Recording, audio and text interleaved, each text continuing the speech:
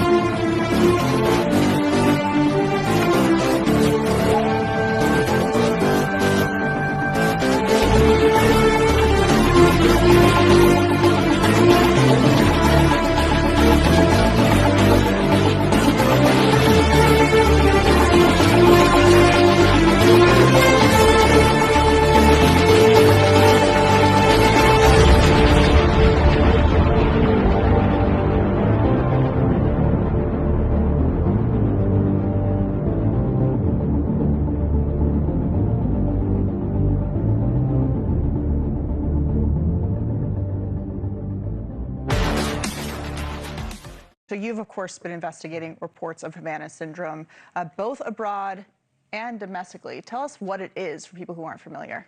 Well, a directed energy attack is, in simple terms, like putting your cell phone in a microwave just for a couple of seconds. When you take it out, it looks undamaged, but in fact, the electrical networks have been completely disrupted. And what I've been able to document in my reporting is that the injuries don't stop with that initial attack, that it can be progressive. And in fact, we've documented cases of brain cell atrophy as well as brain cell death. So this is something that was reported during the Biden administration. There are members of the CIA who said there's something wrong with them.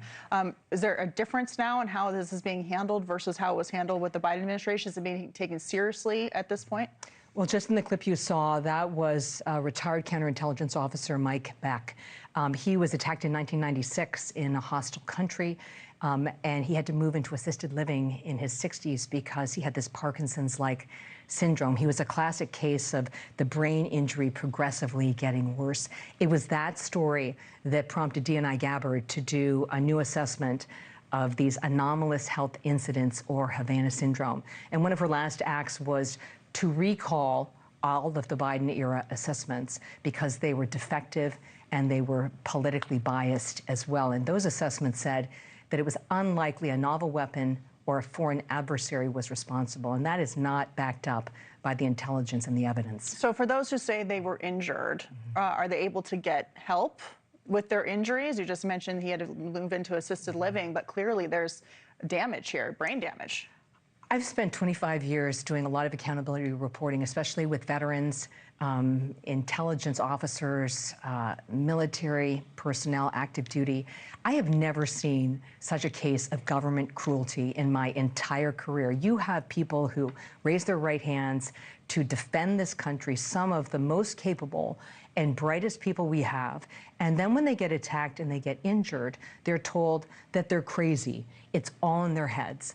and they're being gaslit on a level that I have never seen before. And there are absolutely cases where they have been denied access to health care and to treatment that would have made a difference to the progress of these injuries. So Americans hear this and say, you know, this is horrific, but it's something that's happening overseas. And that's not correct. You've investigated a lot of this, and you found that there are domestic attacks as well. Can you tell us more about that? I think one of the most worrying things I'm seeing in my reporting is that it's no longer isolated to overseas. People talk about Havana syndrome in 2016. It's kind of a foreign thing.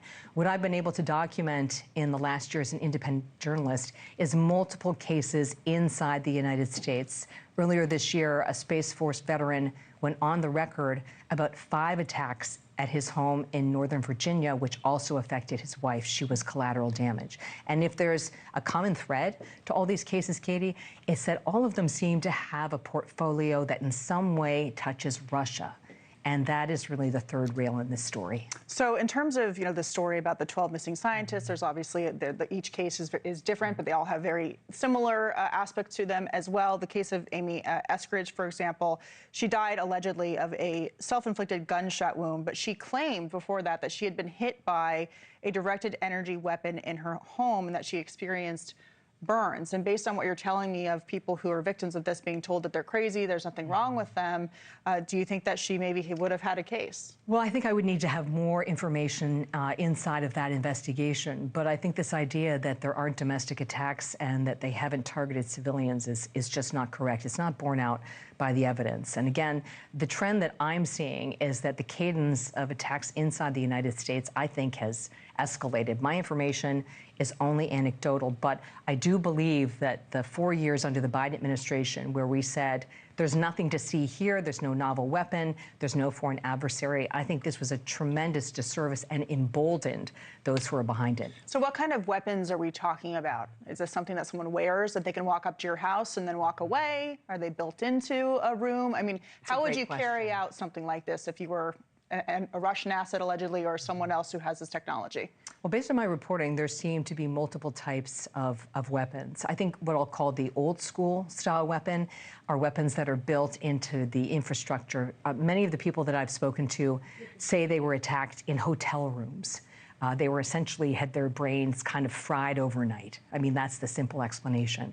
Others describe a portable device. I've spoken with people who say that they were hit at the executive office building just next to the White House here in Washington. Wow. Others who say it was in suburban Washington, other parts of the country. And these aren't people just talking. I authenticate and I look for receipts. In virtually all of these cases, they have receipts. They have the type of injuries that you can only see with a directed energy weapon. I have some new reporting which certainly suggests that there is another iteration of this weapon. Maybe I'll come back when I have a little bit more, absolutely. but Please I can do. tell you it's the most frightening element of this reporting so far because I think it will be very hard to defend against. All right, well, Catherine Herridge, you're one of the best, and we're Thank grateful you. to have you and look forward to your reporting, although maybe a little terrified. Thank you very much. Great to see you. Our King Jesus didn't bring us this far to abandon us now. You were called, you were chosen. You were knit together in your mother's wombs, fearfully and wonderfully made. We are called to serve. King Jesus bless you all. I speak the name of Jesus over you.